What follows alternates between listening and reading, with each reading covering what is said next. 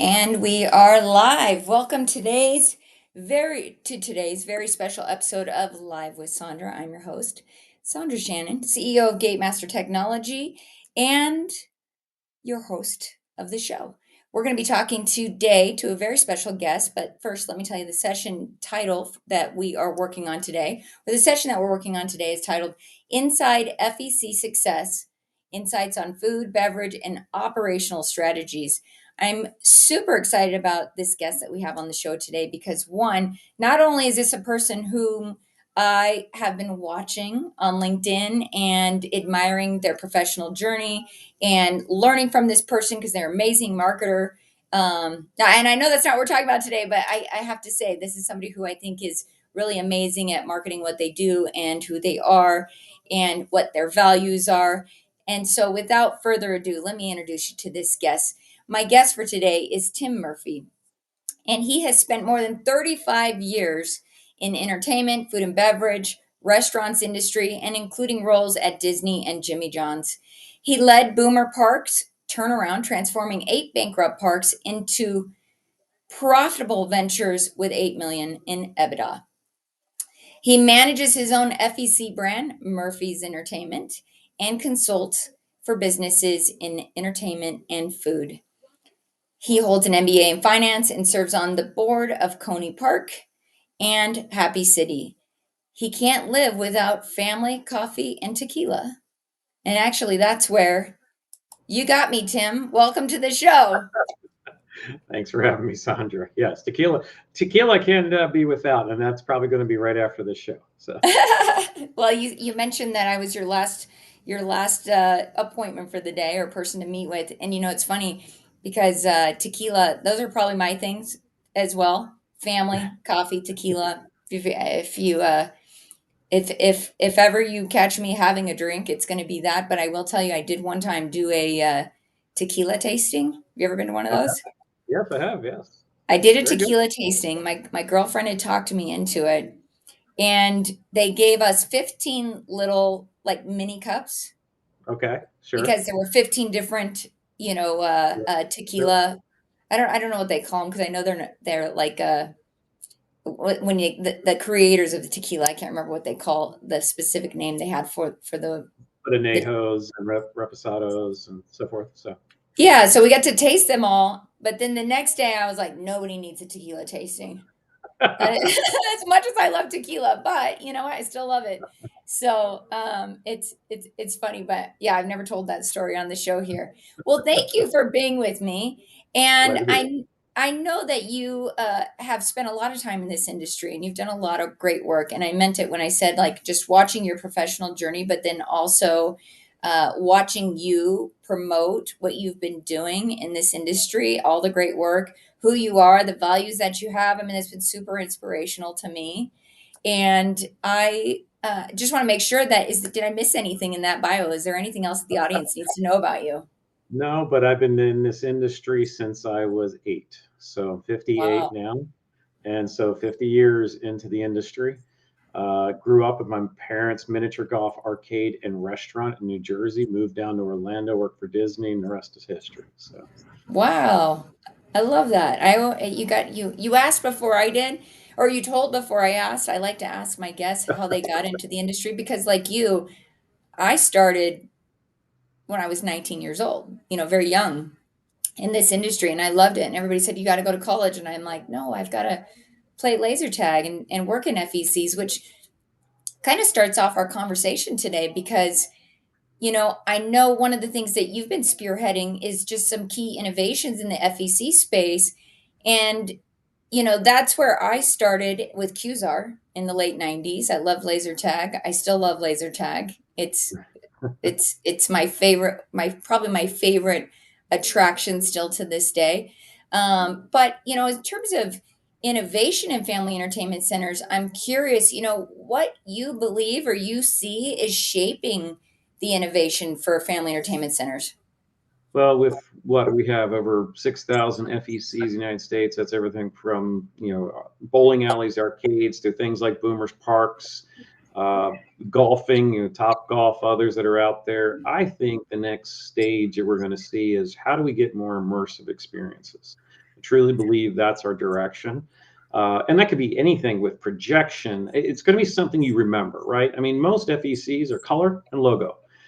Very Yeah. hard to sell Boomer stuff, and I was at Boomers for retail. 0.1, 0.3% of total sales was retail. But when you get into immersion, I think you've got a lot of great opportunity for retail. And I think we forget about that in the FEC world. But it's going to take that immersion. It's going to be like Disney Universal, something that's been themed a little bit, but it doesn't have to be as costly as those big parks, the millions and millions of dollars. It just takes a little bit. I believe that's where we're heading.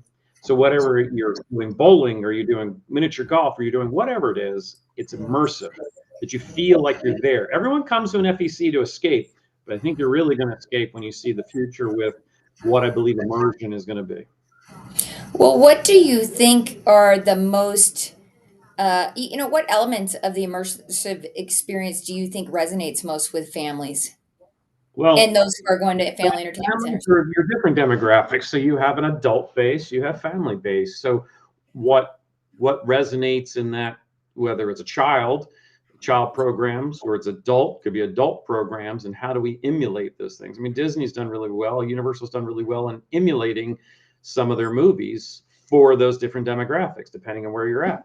I think you're going to start seeing that happen in more immersive experiences with IP in lots of areas, but it doesn't have to be like over the top. What takes you into that element? What makes you feel so good about it? I've looked at lots of different backgrounds and nationalities, and what the demographics resonate to. So I mean, anything could be Americanized, it could be Mexican, it could be just any types of background that puts you in an immersion. Well, take the next step, right? So there's food and beverage, right? That comes along with it. How do I theme some of the foods to go with it? How do I do some of the liquors to go with it? If it's Mexican, it's a lot more tequilas, right? So Yeah. it's looking at those types of things that will allow us to put someone immersed into something, a different world. And we've gone to beer gardens and things like that, amusement parks, kind of put you in that German world or whatever. I think this is what you're going to start seeing in the FECs, but most haven't done that. And I think that's what they're going to need to do. And if they look at it from a flexibility point of view and how they build the box that they're physically in, I don't care if it's a park, I don't care if it's inside a building, but what that box is goes in there and you feel like you're in that experience. Well, that's great for social media. That's great for your website and immersing the guest into that experience. I believe that's where we're heading. And I think that's the types of things that you got to have out there. But you don't have to build a multi-billion-dollar theme park to do this. You can do this in a small FEC and get that same experience. Yeah. Yeah. So, Well, just so I understand and to clarify for the audience, so this could be everything from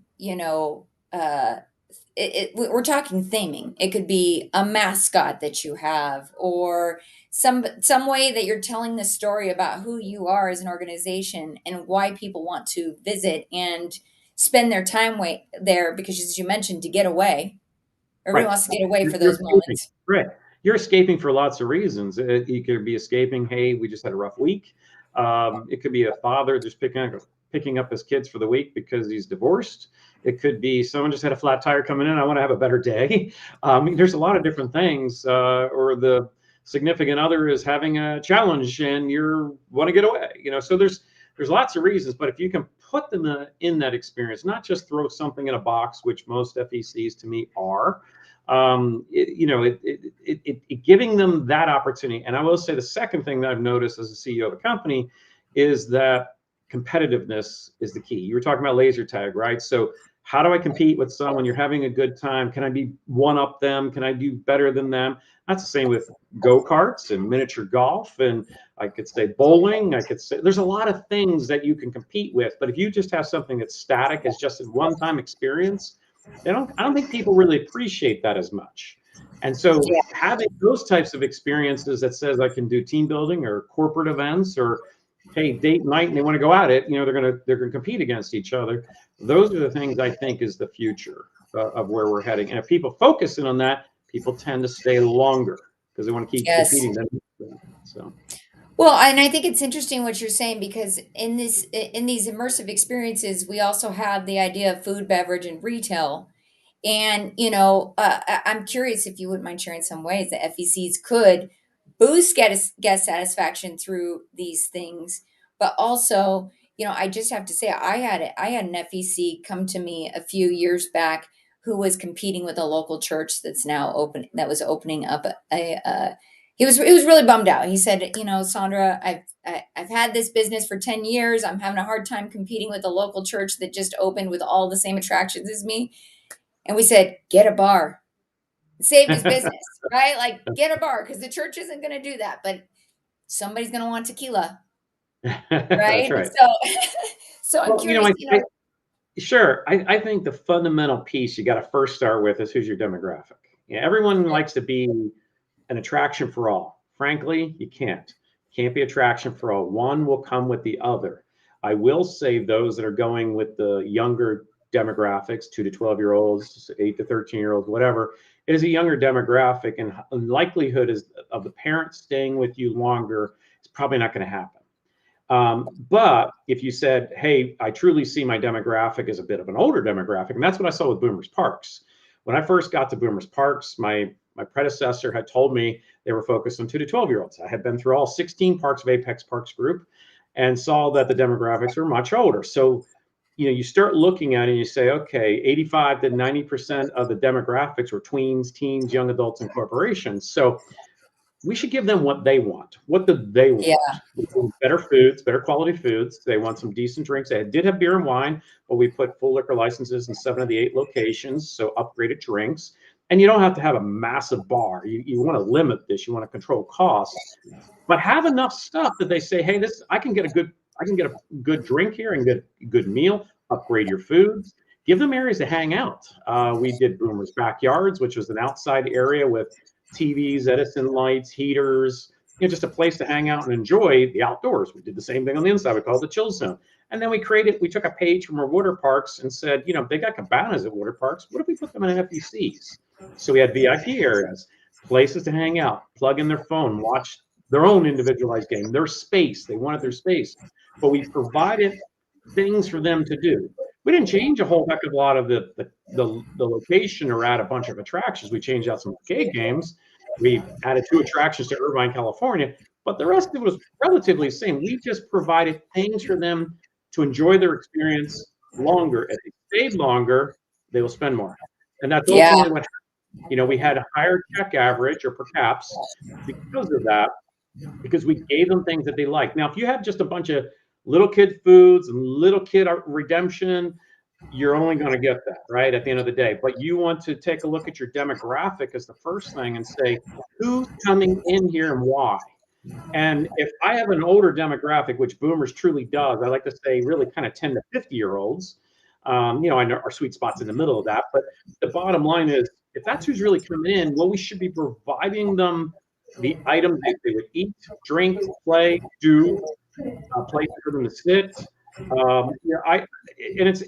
It takes an observation. Say you can say all day long, well, I'm serving little kids. Are you really? Look at your demographic. Watch them. Walk the parks. Really get an understanding who's there.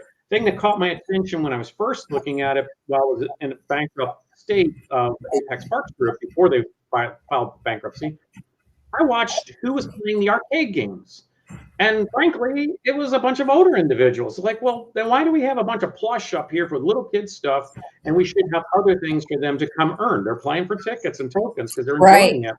Give them things that they need. Give them the foods that they want. And guess what? They stay longer. And I can truly say our time at our parks extended. When we first took over, it was kind of like when I had trampoline parks, about 90 minutes at the max someone would stay. Stayed with Boomers when we took over. Time I left, it was more like 3-4 hours, if not all day at our parks. So, but when that happens, is people are staying with you longer and spending more, as long as you mirror up the demographics to what they're looking for. Does that make sense?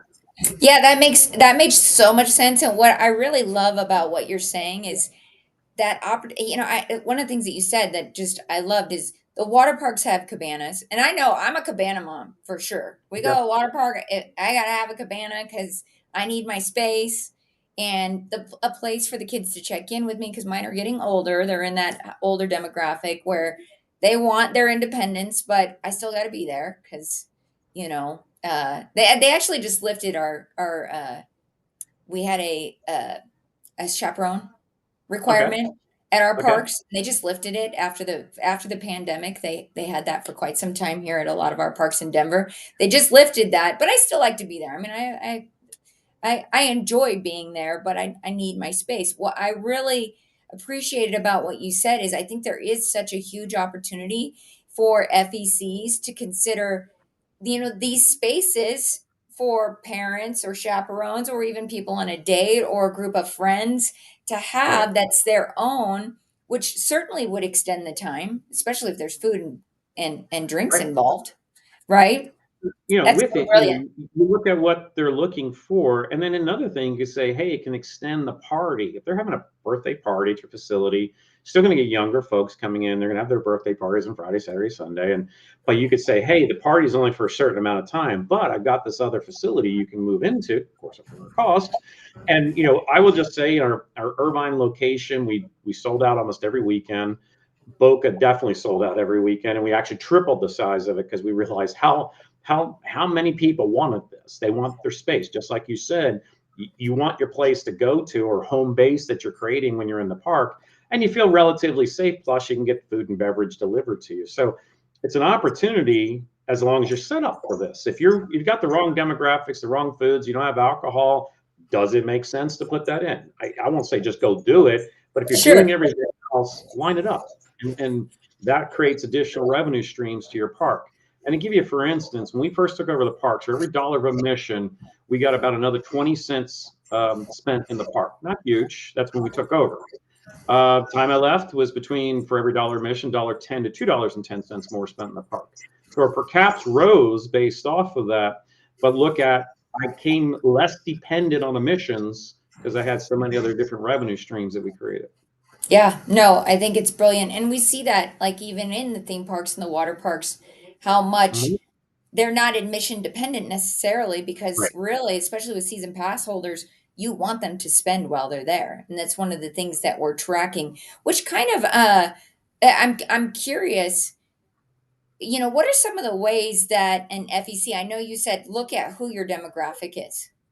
Sure. Understand who that persona is, the person not only that you need to be accommodating in your FEC, but maybe even marketing to. I hope you don't mind. I mentioned earlier, like one of the things that I've really enjoyed about watching you professionally on LinkedIn is just your ability to market yourself, who you are, your ideas. And I know that that's something that often goes overlooked by FECs. Sometimes they Sure. just build them, but they're not experts in marketing. It's even something that I've had to learn over the years in my career is how important that is for people to get to know you. If somebody's implementing these things, is there any creative ways that they can market Yeah. this, or how do you tell So, somebody I've got these spaces for you? well, yeah, obviously you got to put on your website. You got to let the world know. You've got to have signage in your parks. POP needs to be out there. We went to a lot of video boards in all of our facilities. When I first got there, there's static boards everywhere, mainly F&B in the ticket area. And I want to be able to refresh, right? I want to be able to say, hey, maybe price changes. It could be lots of different reasons, or we got new products. And there's some design that goes into that. But first, let's automate this the best we can. Static boards need to go away, and we need to show people if it's food, rotating pictures, show different Yeah, pictures. Picture. If you go to a restaurant, things that are listed out sell 3 times more if it's on a picture in a menu than it is if it's not, right? So are you hunting and pecking and reading every little thing, or do people zone in on those pictures? So no different. So we needed to say, how do we display that? You could keep making pictures. We did banners, during the whole pandemic. We did circles. Are you hungry yet? Have your corporate party here. Whatever we could do to talk to people, we need to do it.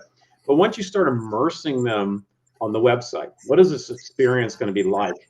Do they have areas like the VIP area to go to? What does this look like? Here's an example in Irvine. Here's an example in Boca.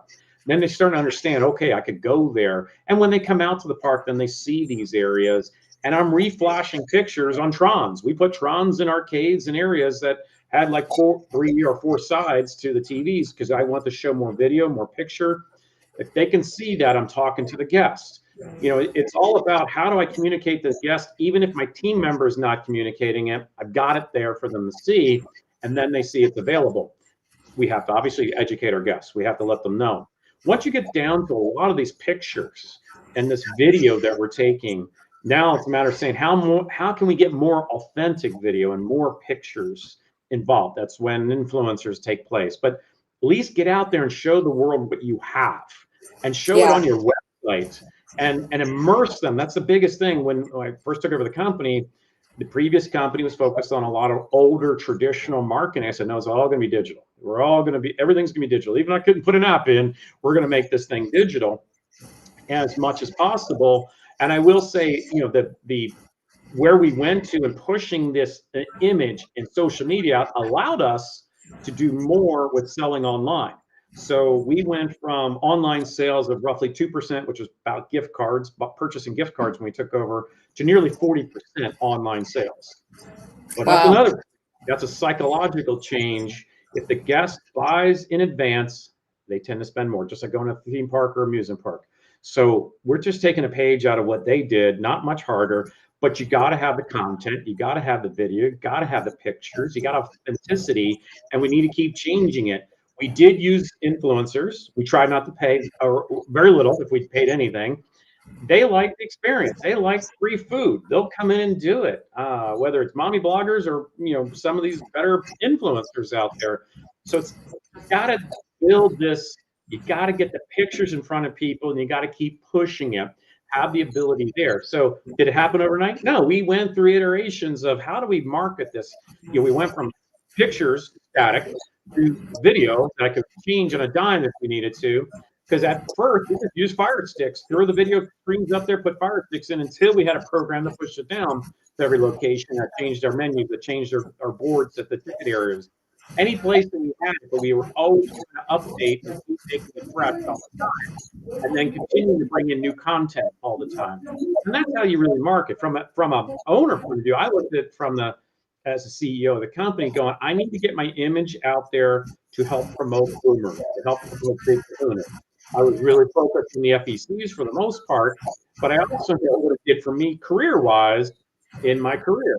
Getting out there when I was at Rebounders, letting the world know. That gave me the opportunity in South America to be on the board of directors of the 100 Family Entertainment Centers and Amusement Parks. I was on a board call earlier today with them. I've been on it since September 2019, their board.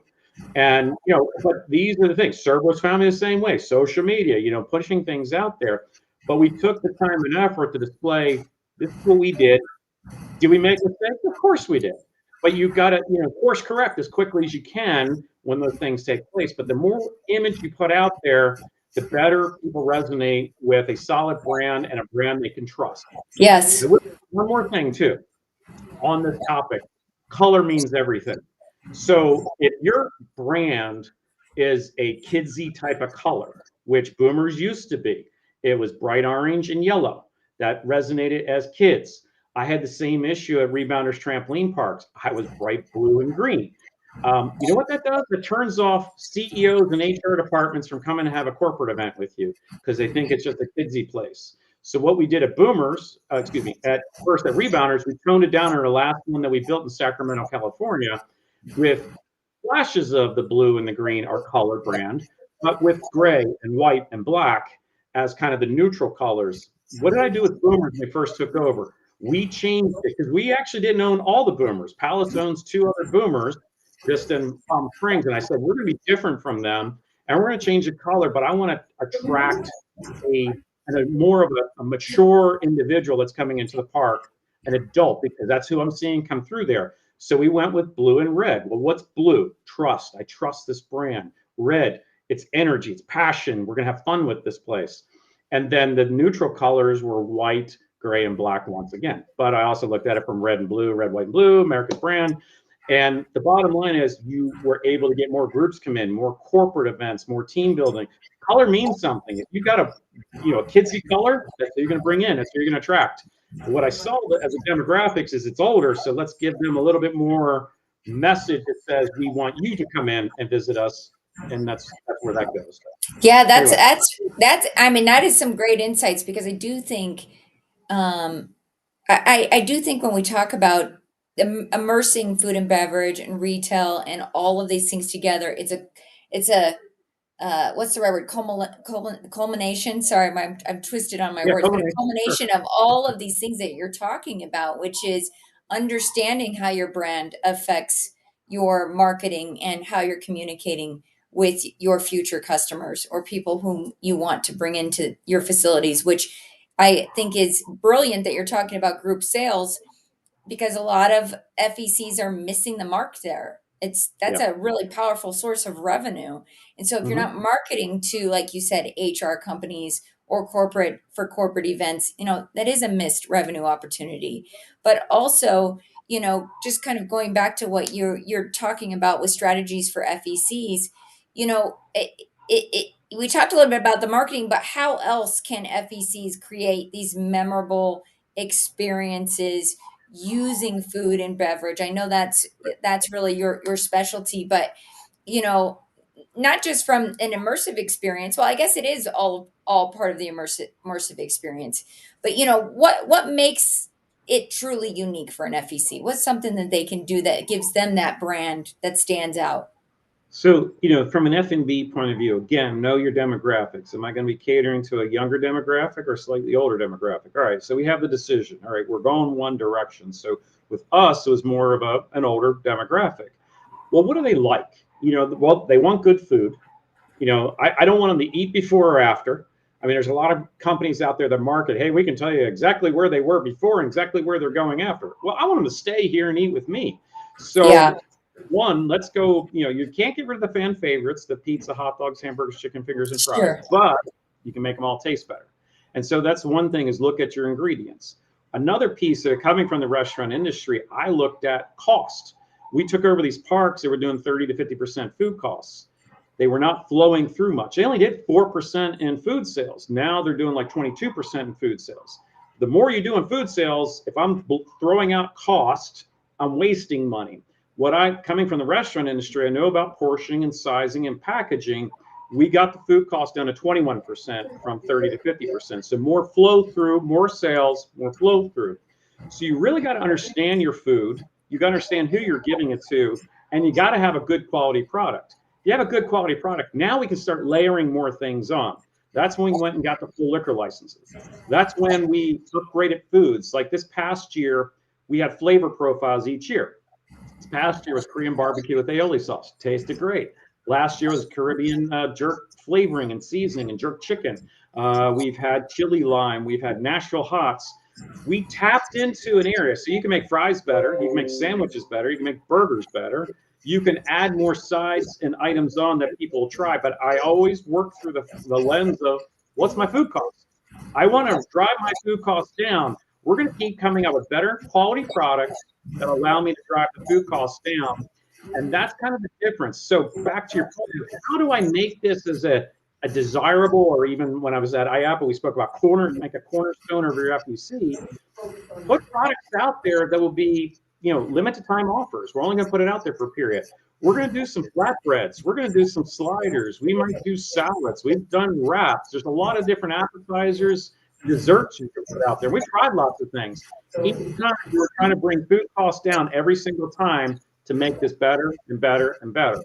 So the point is, you got to just go cry. You can't get rid of the fan favorites, understand that, but you can Yeah. add on more things that people will do. What I learned in the restaurant industry, you can also suggestively sell. What goes with what? Would you like to try this with that? So those are the things, and you can automate a lot of this through kiosks. We've done that with kiosks too. This goes with this. How about this? Same with scripting with people behind the counter. So, but but the point I'm going to say what F&B does for you is it keeps people there longer. We're all in the business of selling time.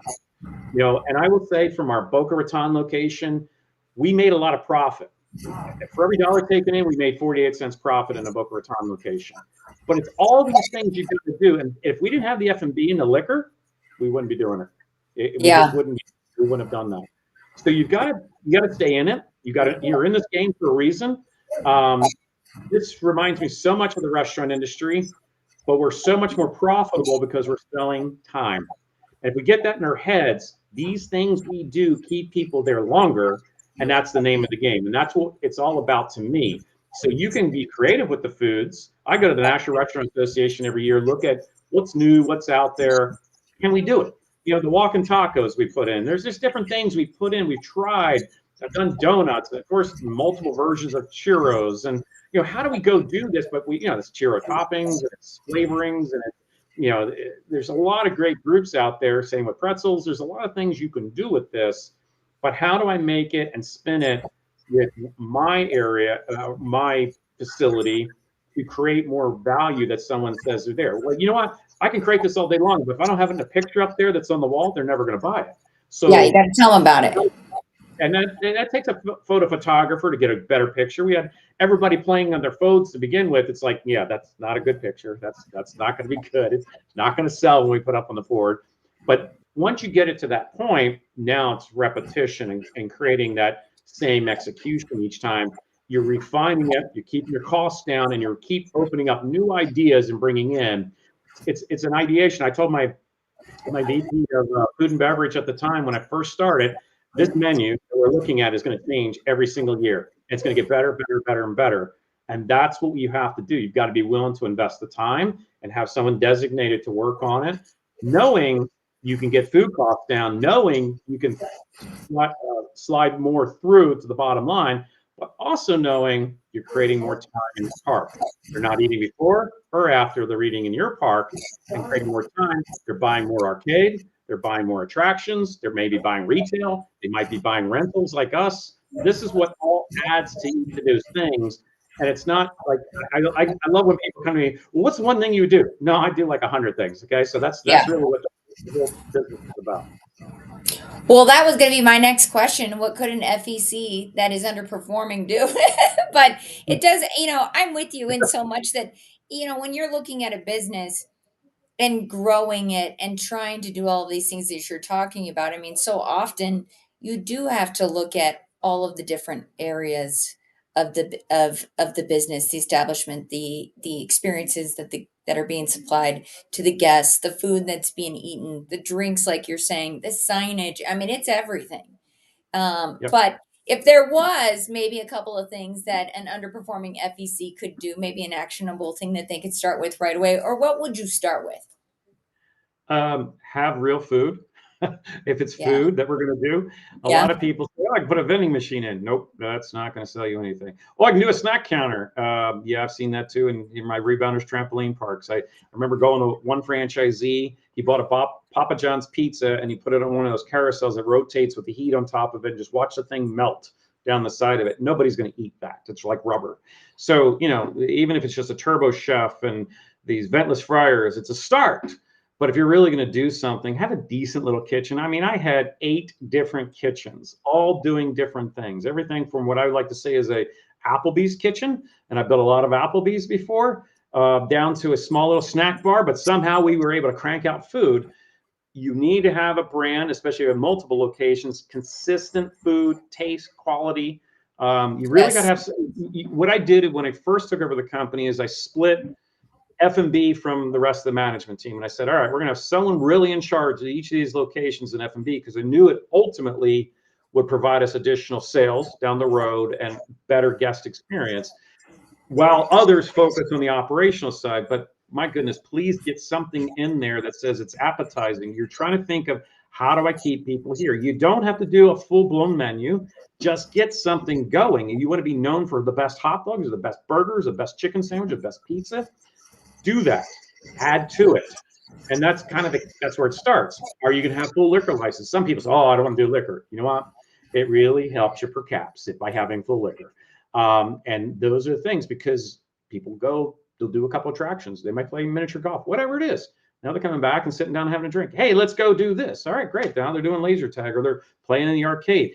It's all these little things that keep them there a little bit longer. You may go through a couple different cycles. They may get an appetizer, may get their meal, go drink, maybe come back and have an appetizer. Well, I just got them to stay longer, and I guarantee they're going to spend more when that takes place.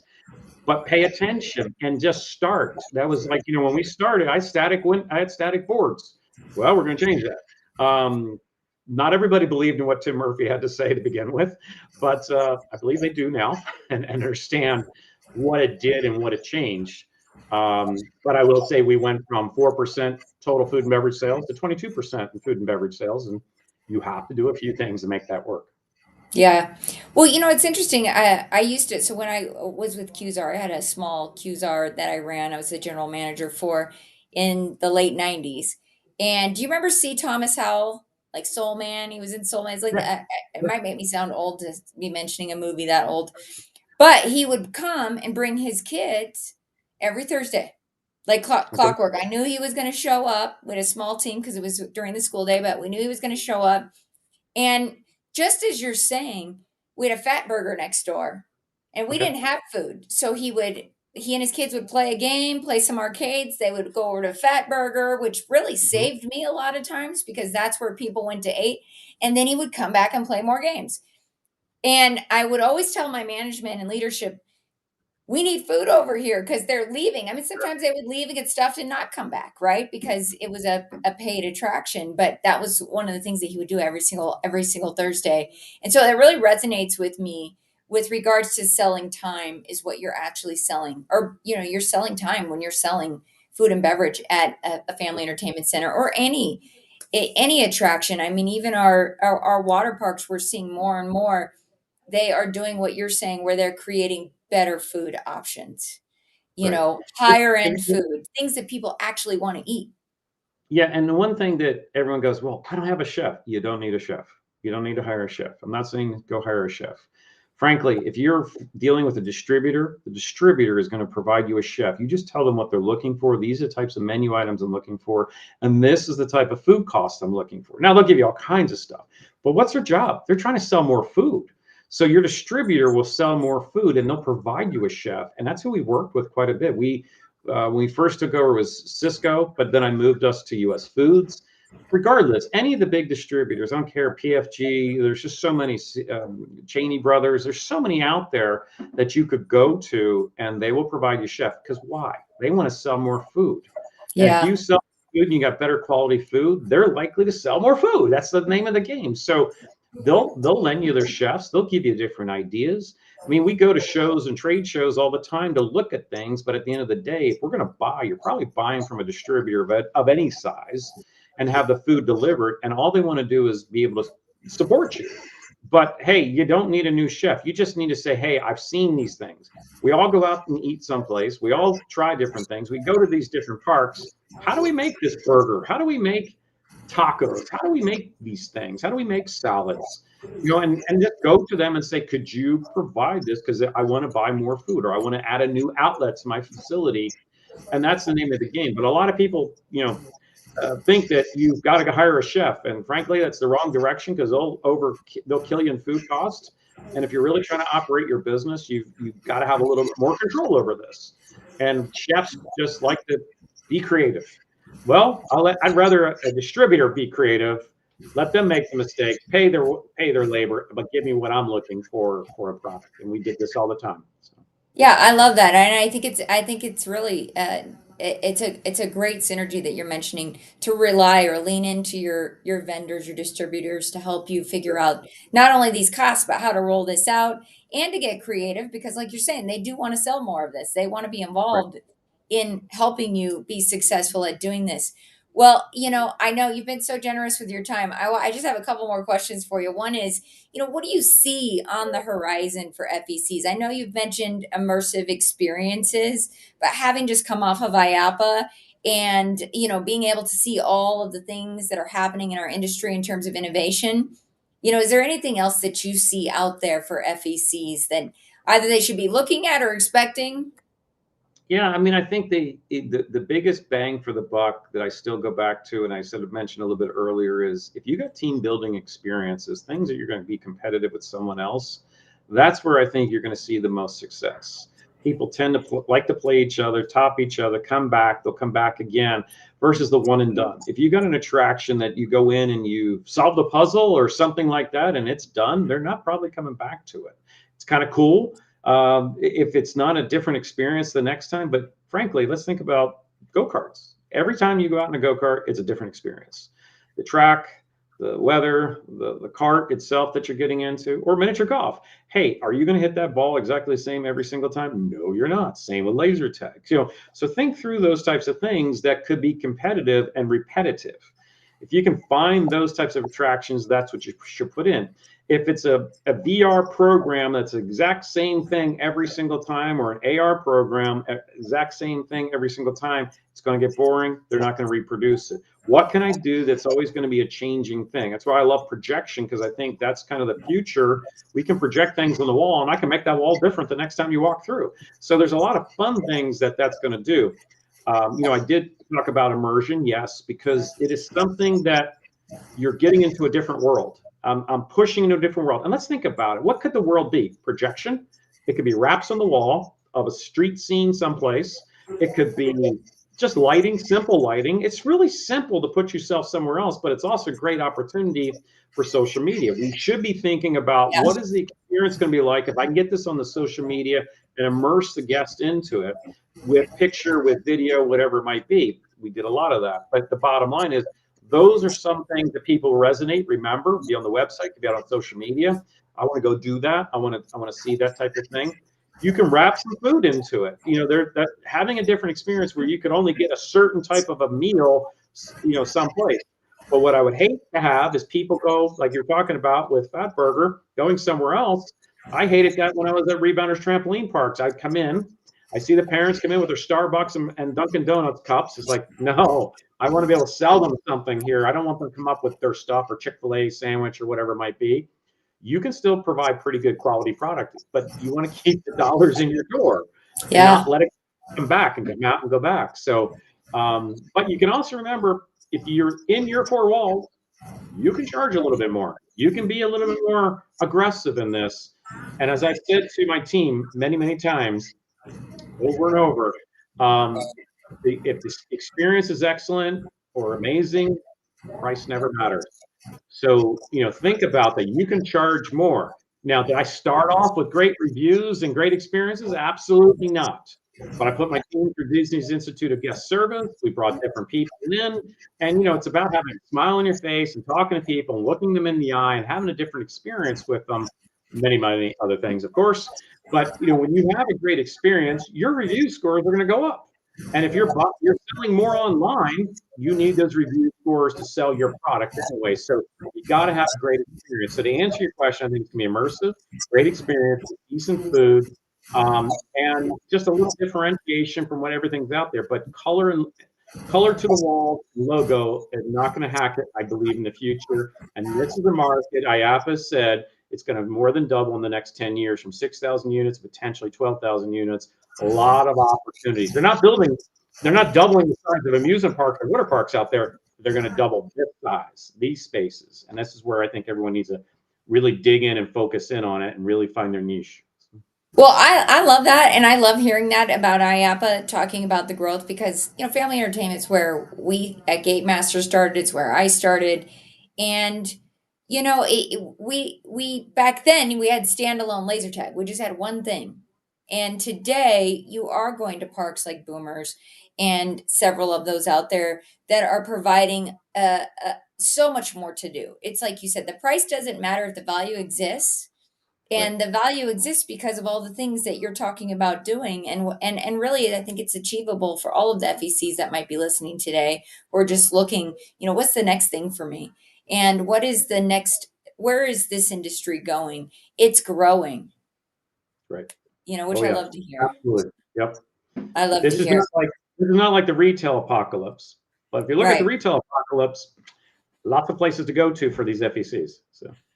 Well, and one of my mentors in this industry used to always say to me, even in a recession, people still need somewhere to go. Mm-hmm. And this is, and that was one of my mentors from QZR. This is why we felt like these businesses would always be here. And while QZR, there's a lot of different laser tag systems out there today. While QZR is not the only system out there anymore, I don't even know if it still exists in some cases because they stopped innovating. And I think that's a big part of what you're saying is that FECs need to continue to innovate.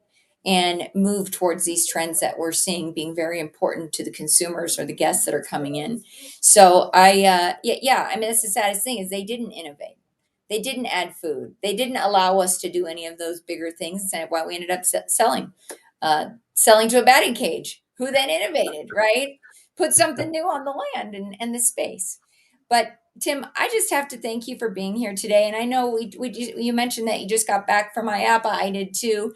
And one of the experiences that I had on the show floor is I actually had an 80-year-old client of mine from 20 years ago stop by the booth, and I got to visit with him.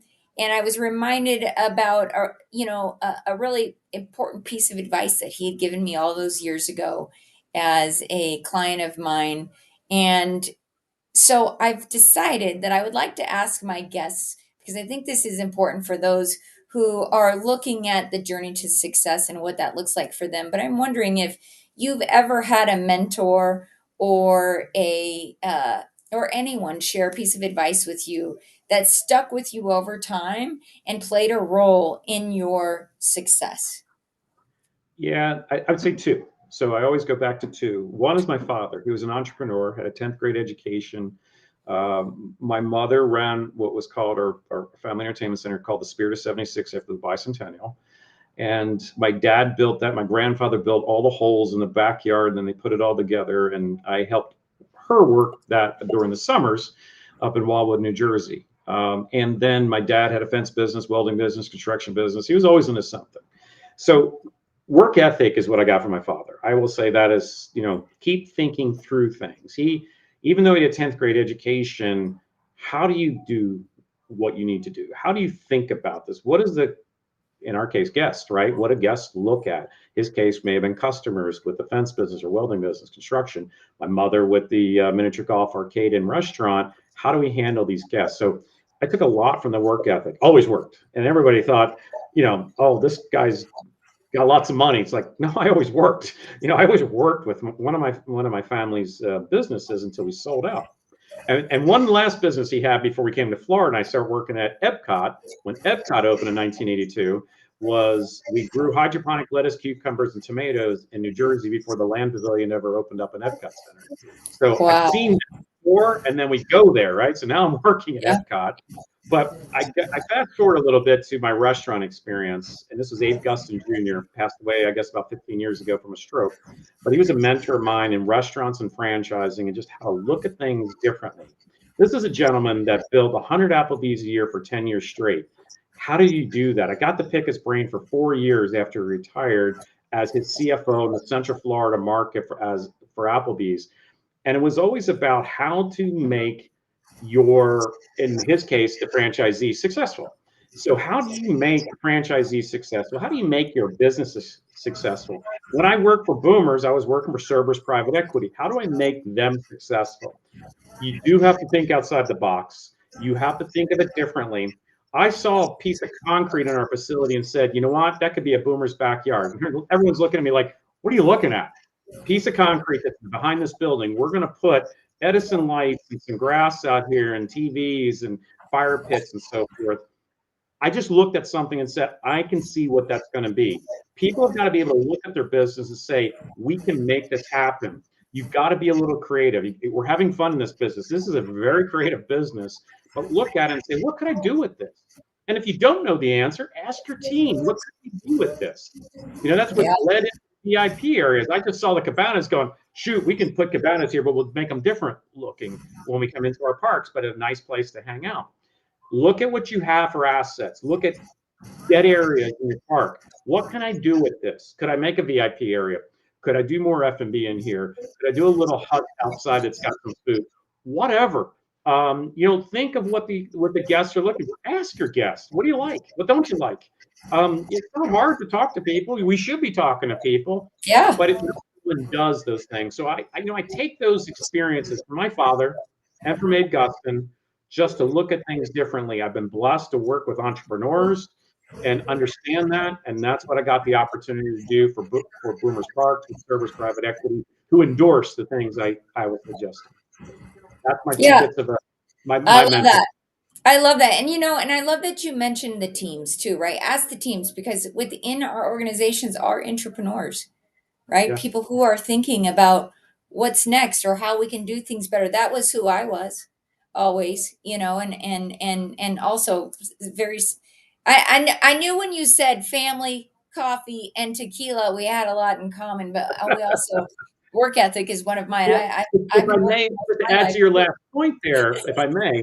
So what I Yeah. ended up doing, first started with, I talked to my team, we did video calls, pandemic and everything, but I preferred being out in person with those parks.